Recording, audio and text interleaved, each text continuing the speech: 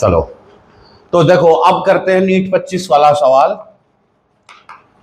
ठीक है, इसमें एक पैरेलल प्लेट कैपेसिटर, ठीक है भाई, इसका कैपेसिटेंस C1 दे दिया और क्या वैल्यू होगी एप्सिलॉन नॉट A/D। ठीक है, अब इसमें बोला है कि यार दो डाइलेक्ट्रिक डाले हैं और इसका कैपेसिटेंस C2 बन गया। तो और ये एक इसमें क्वेश्चन में गिवन है कि जो कैपेसिटेंस की वैल्यू है ना, due to this the capacitance become 2 time larger when there is nothing between the plate, यानी कि जो C2 की वैल्यू है वो ट्वाइस ऑफ C1 है। डाइलेक्ट्रिक डालने के बाद ये इससे डबल बन गया। अब डाइलेक्ट्रिक भाई इसमें एक तो ये डाला है और दूसरा ये वाला डाला है, इसका नाम है K1, इसका नाम है K2। इसकी थिकनेस है 3D/8 और इसकी थिकनेस है D/2। ठीक है, यानी कि आप ये बात मान के चलो अगर ये D/2 है, देखो ये D/2 है तो ये तो हाफ में आ गया, ये तो हाफ में आ गया, और ये 3D/8 है तो इसका मतलब ये कितने हिस्से में आ रहा है। अगले वाला जो अभी तक हमने जितने भी कन्वेंशनल क्वेश्चन करे थे उसमें अगर आधे में डाइलेक्ट्रिक है, आधे में डाइलेक्ट्रिक है ऐसे, तो ये तो D/2 हो गया। तो 3/8 की वैल्यू कितनी होती है बताओ?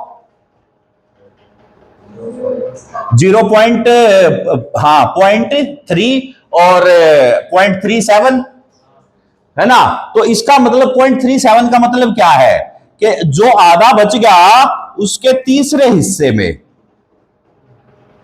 यानी कि इधर भी ये एक डाइलेक्ट्रिक है इतने में, ये 3D/8 है, आप ऐसे मान सकते हो इसको। तो यहां पर क्या बच गया? स्पेस बच गया। ये अगर ये स्पेस बच गया तो इस वजह से यहां पर हमारा जो मैंने पिछले उसमें आपको बताया था कि यार 1/C इक्वलेंट 1/C1 और C2 का फॉर्मूला लगा देना, दो कैपेसिटर बनेंगे, सॉल्व हो जाएगा क्वेश्चन, वो वाला इसमें नहीं लगेगा। ठीक है, तो अब यहां पर क्या कौन सा फॉर्मूला लगेगा? यहां लगेगा हमारा C2 की वैल्यू हम लोग निकालेंगे epsilon not A T-D plus T/K।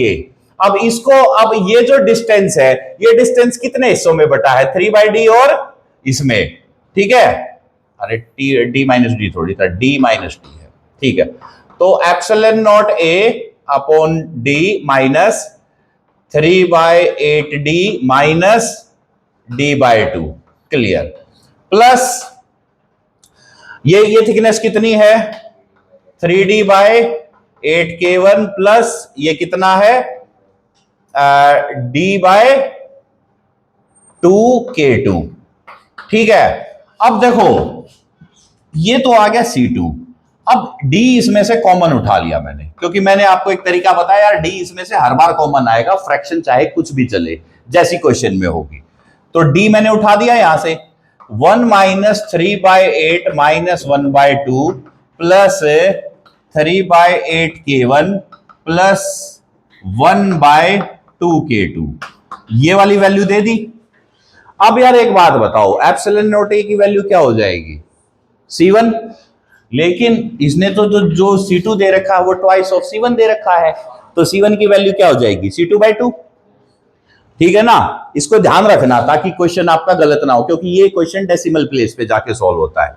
उसके बाद अब जब आप इस पूरे को सॉल्व करोगे, अच्छा K1 की वैल्यू भी दे रखी है, K1 की वैल्यू क्या दे रखी है इसमें? नहीं, K1 इज इक्वल टू 1.25, हाँ, तो 1.25 K1, ये K2 दे रखा है, तो 1.25 का मतलब कितना हो गया? 4/5, कितना हो गया? 4/5 K1 हो गया ना K2 तो, ठीक है। So that is equal to this value. अब देखो ये हो गया एप्सिलॉन नॉट A/D इंटू 1/8, ठीक है, प्लस 3/8 K1 प्लस 1/2, और K2 की वैल्यू कितनी है? 4/5 K1, 4/5 K1। अब देखो यहां से जब आप epsilon not a by D की वैल्यू अगर आप रखते हैं तो इसको छोड़ते हैं, ये आ गया epsilon not a by D. देखो 1/8 प्लस 3/8 K1 प्लस 5/8 K1। ठीक है भाई, सही बात है।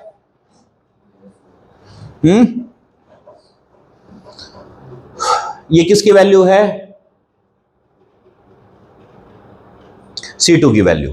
किसकी वैल्यू है ये? C2 की वैल्यू उधर से आ गई। अब एप्सिलॉन नॉट, अब C2 की वैल्यू क्या है? Twice of C1।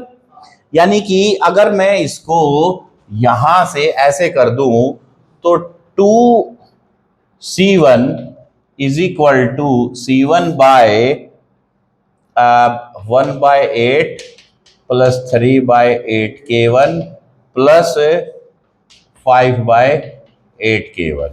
ये आ गया भाई? हाँ जी,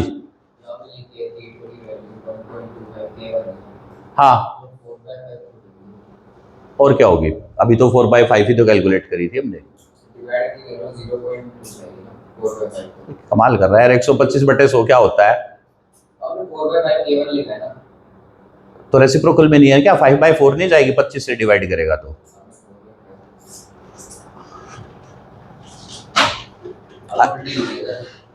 है?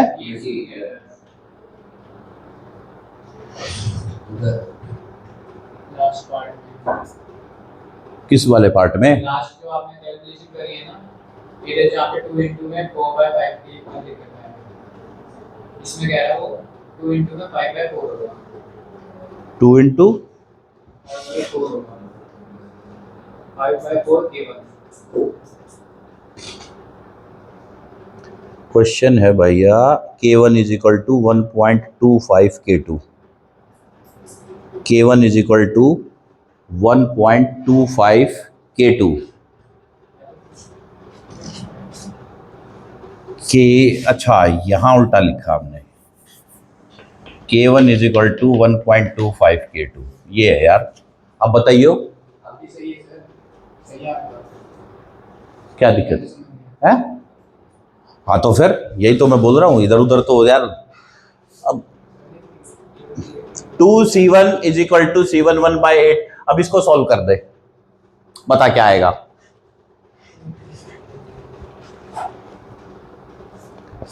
3/8 प्लस 5/8 क्या हो जाएगा?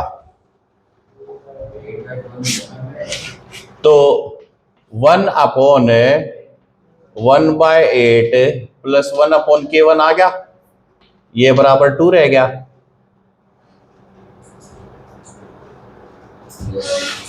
समझ में आ रहा है? ठीक है ना? हाँ, तो अब यहां से आपको इसको सॉल्व करके और वैल्यू दे देनी है K1 की। क्या हो जाएगी?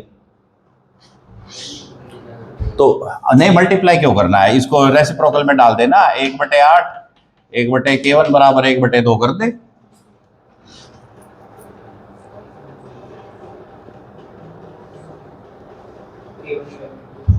ठीक है, तो 1/2 माइनस 1/8 कर दो। 8 में से 2 गया, 6/8 1/K1, तो K1 की वैल्यू हो जाएगी 8/6। ठीक है, नहीं, आप 8 है 8, 8 में 8 माइनस 2 6 और नीचे आ गया 16, 6/16 यानी कि 16/6। हाँ, तो 2.66 आ गया। ये ऐसे हो जाएगा। ले,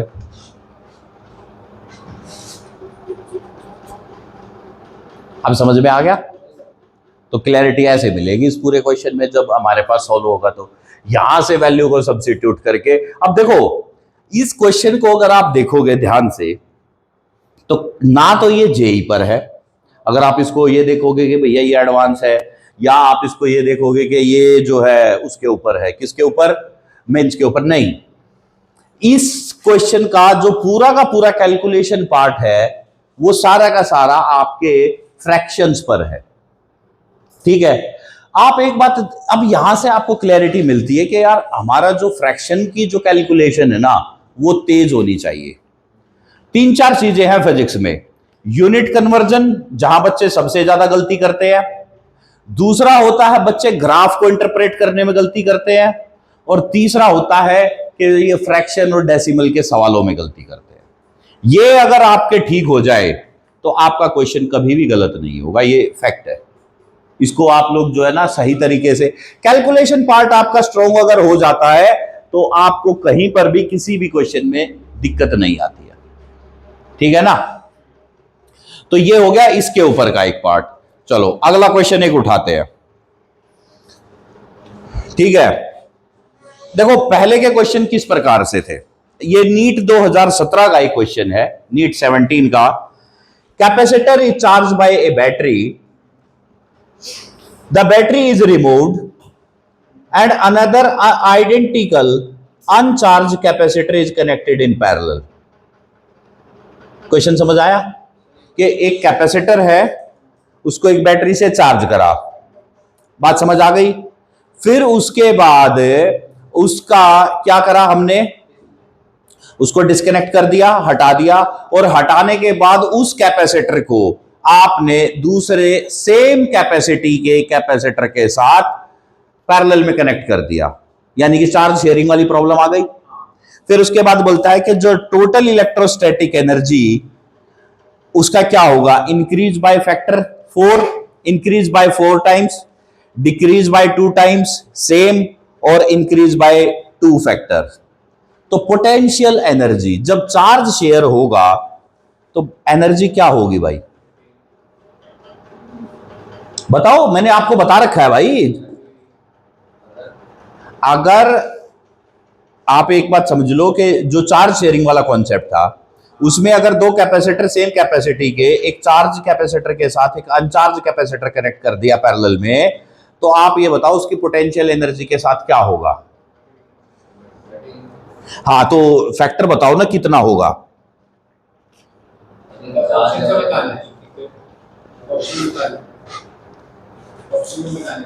अरे यार हद ही हो गई। सीधी सी बात है कि उसका जो पोटेंशियल है वो आधा हो जाता है v/2, हो जाएगा कि नहीं हो जाएगा। तो यार हाफ CV² में v/2 डालोगे तो 1/4 नहीं हो जाएगा। तो कितने फैक्टर से डिक्रीज हुई, ये भगवान 1/2 से। समझ में आया क्या? क्योंकि पहले अरे देखो तू क्या गलती कर रहा है, तू गलती कर रहा है हाफ CV² की, जबकि एनर्जी क्या होती है, हाफ ऑफ हाफ CV²। तो ये 1/4 आती है ना। क्वेश्चन समझ आ गया? तो ये जब आपका 1/4 CV² है तो आपको इसका कॉन्सेप्ट क्लियर हो गया, बोला हाँ जी ये ठीक है, बढ़िया है। तो इस तरीके से जो है हम लोग इसको सॉल्व करते हैं। ये तो इससे आप एक बात याद रखो कि लिख लो इस कॉन्सेप्ट को, कॉन्सेप्ट बिल्डिंग का पार्ट है ये, कि जब भी अगर आप सेम कैपेसिटी का अनचार्ज कैपेसिटर कनेक्ट करोगे, सेम कैपेसिटी का अनचार्ज कैपेसिटर कनेक्ट करोगे तो पोटेंशियल भी उसका आधा होगा और उसकी एनर्जी भी आधी हो जाएगी। ठीक है?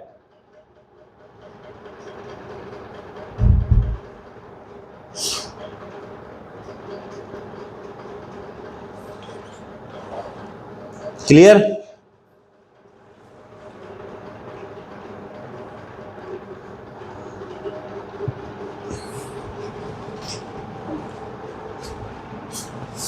सही है क्या नहीं है?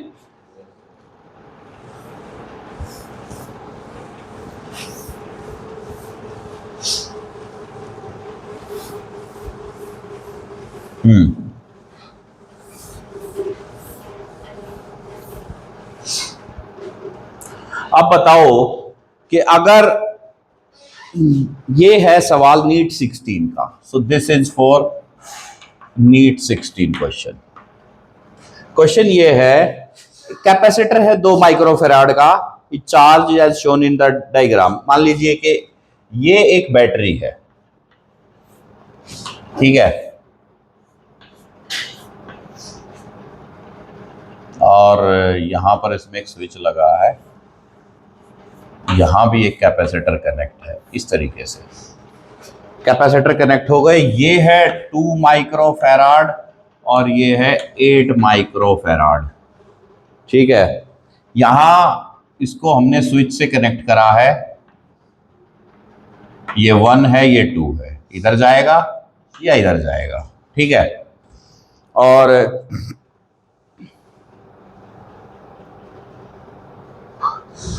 a capacitor of 2 microfarad is charged as shown in the diagram when the switch as is turned to position 2।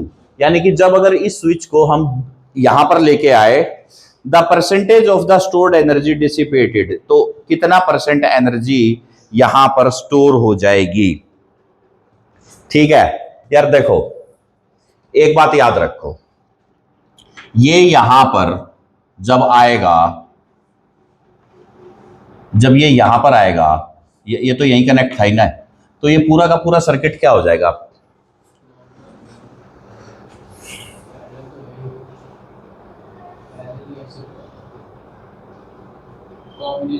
Energy loss बताओ ना कितना आता है भाई। ये यहां से हटा, क्वेश्चन को समझ पहले। ये एक बैटरी है जो कि V पोटेंशियल है। ठीक है, इनिशियली ये जो स्विच है ये इस कंडीशन में है, यानी कि इसने 2 माइक्रोफैराड को चार्ज कर दिया। अगर अब हम इसको यहां से इस 2 से कनेक्ट करेंगे, हाँ, तो ये भी चार्ज होगा कि नहीं होगा। तो उस कंडीशन में ये पूछा गया है आपसे, तो the percentage of its stored energy dissipated, तो जो हमारी इसकी जितनी भी एनर्जी थी ना, उसकी कितनी परसेंट एनर्जी खत्म हो जाएगी।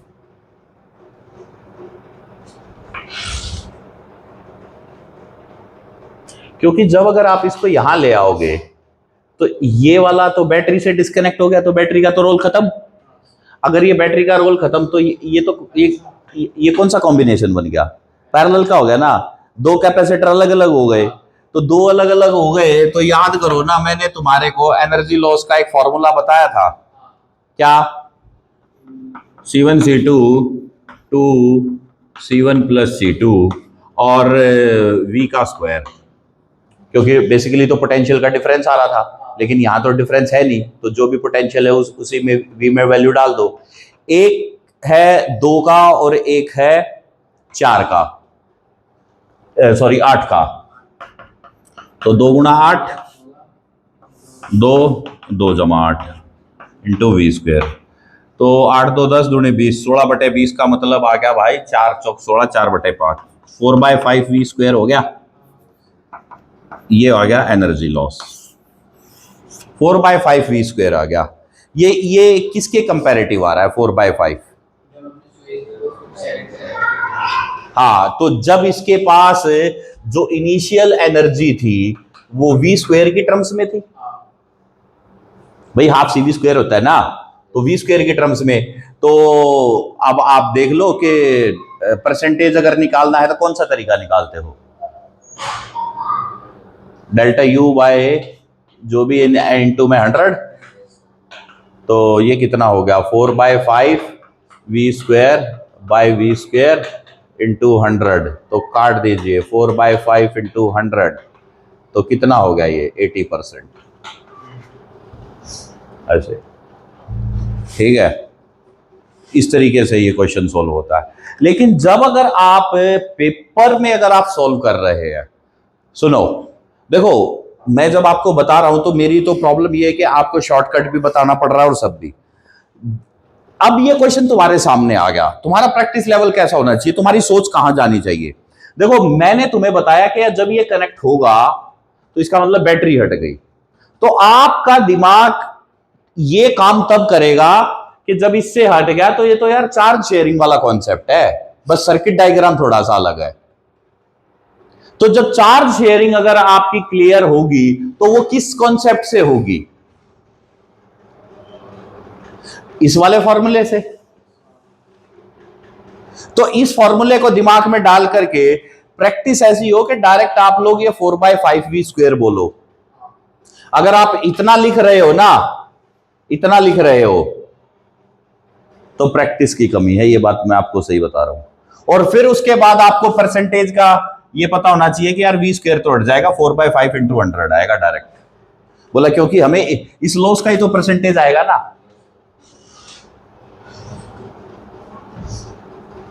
ठीक है, तो ये आप लोगों को क्लियर होना चाहिए कि भाई मैं जो है 4/5 का ही निकालूंगा, और तब ये मेरा पता लगेगा कि 80% किसकी एनर्जी लॉस होगी, किसकी, इसकी होगी ना। अच्छा, अब एक बात बताओ यार, अगर इसकी एनर्जी 80% लॉस है, तो उस लॉस, अब कुछ एनर्जी तो इसको भी मिलेगी। तो अगर ये पूछ लिया जाए कितने % लॉस, मतलब जो भी हमारा लॉस हुआ है वो इसके टर्म्स में, अगर आपसे ये पूछ लिया जाए कि इसको एनर्जी कितनी मिली, 80% एनर्जी उसकी लॉस हुई है, तो इसको एनर्जी कितनी मिली, ये बताओ मुझे।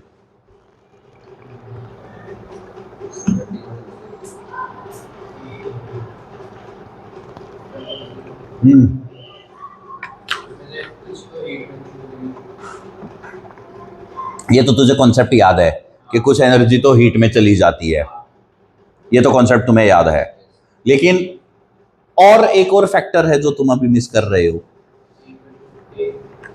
क्योंकि देखो, इसको आप बैटरी से तो मान ही नहीं सकते, ये तो इससे चार्ज हुआ है, इससे चार्ज हुआ है। तो पहली बात तो इनकी जो है ना, अब पैरेलल में कैसे कैपेसिटर जुड़ते हैं, नहीं तो इक्विवेलेंट कैपेसिटेंस कैसे आएगा, दोनों को जोड़ दोगे तो इनका जो इक्वल कैपेसिटेंस है वो कितना बनेगा, 10 बनेगा। तो बेसिकली इनकी जो रेशियो है वो 2:8 है, 1:4 की रेशियो में चल रहा है इनका मामला। तो 1:4 का 80% निकालो।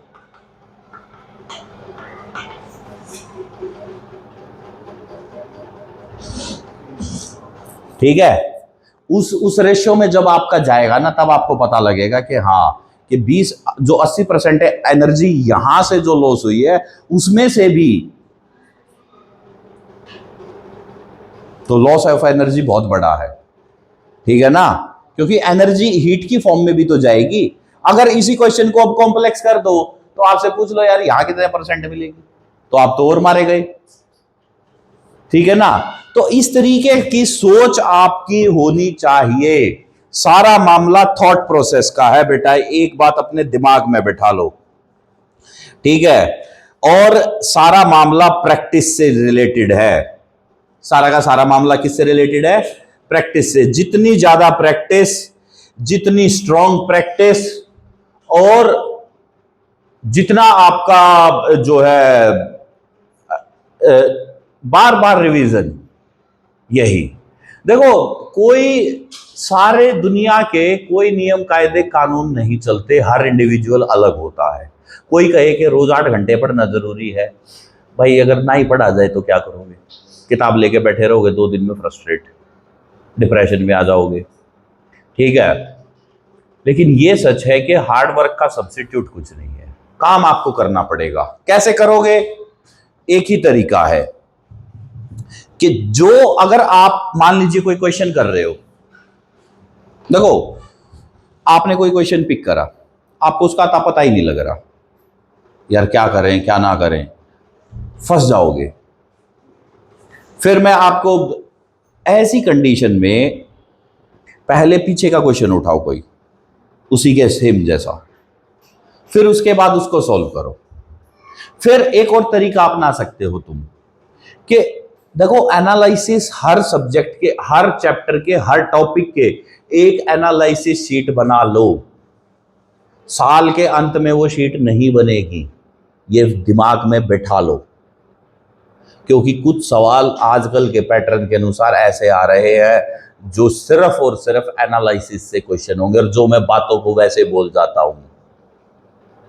ठीक है ना, ऐसे क्वेश्चन आ रहे हैं नीट में भी, जेई में भी और सीबीएसई में भी, हर जगह। अब आपकी जो पढ़ाई है ना वो एनालिसिस बेस्ड है, तुलनात्मक स्थिति की एक आपकी कंडीशंस है, एनालिटिकल ट्रीटमेंट की बेसिस की कंडीशन है।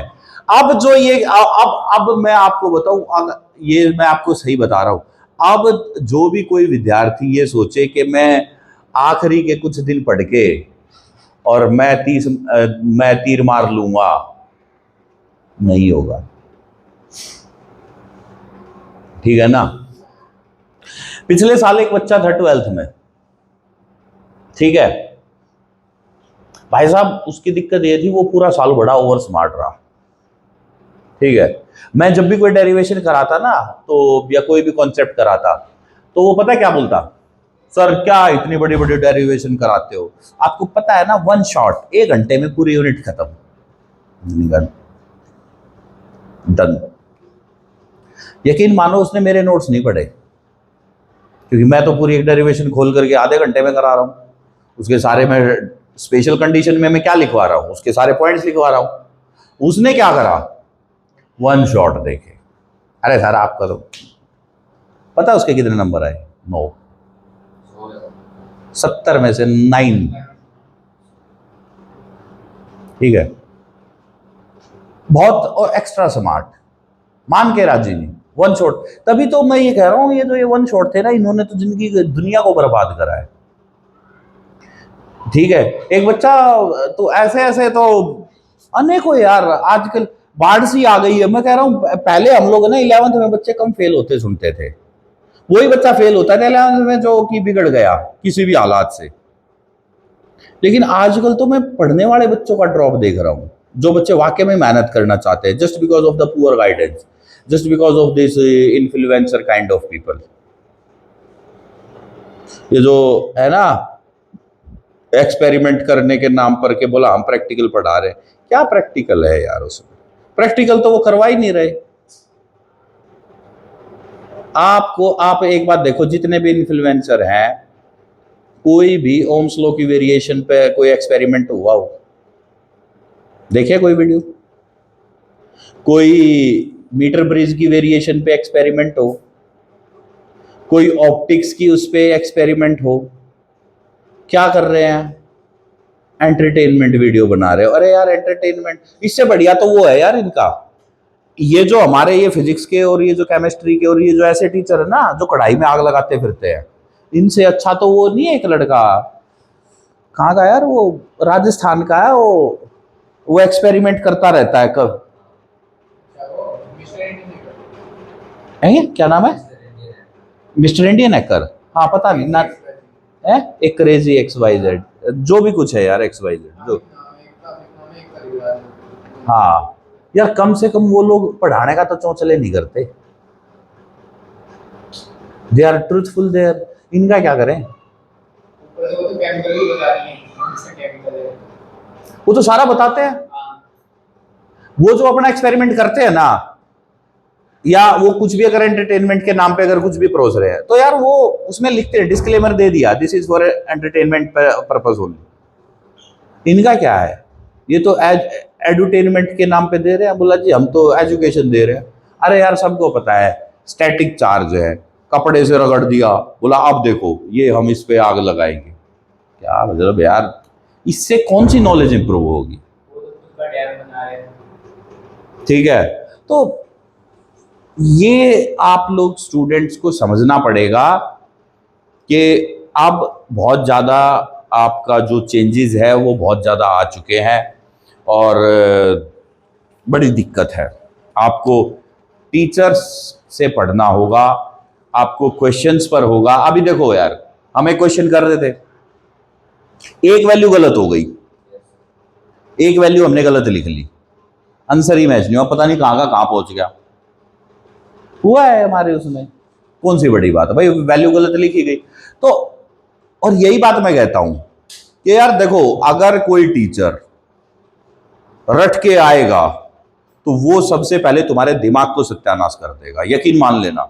जो वो स्मार्ट बोर्ड वाला जो पार्ट मैं तुम्हें बताता हूं ना, उसकी सबसे बड़ी दिक्कत ये है, वो टीचर के लिए तो इजी हो गया, लेकिन स्टूडेंट के लिए उसका बहुत बड़ा नुकसान है, मैं आपको सही बता रहा हूं। कारण है उसका, क्यों? क्योंकि सब कुछ तो उसमें पेन ड्राइव में आ गया यार। चाहे उसको एक बार सॉल्व करके छोड़ दो, वो यूं का यूं ही आ गया। मजा उसमें है जब आप प्रैक्टिस साथ साथ हो। ठीक है, तो अब ये चैप्टर हो गया कंप्लीट। नेक्स्ट मैं यूनिट स्टार्ट करूंगा। हाँ, तो अब जितने भी आप लोग क्वेश्चंस उसमें कर सको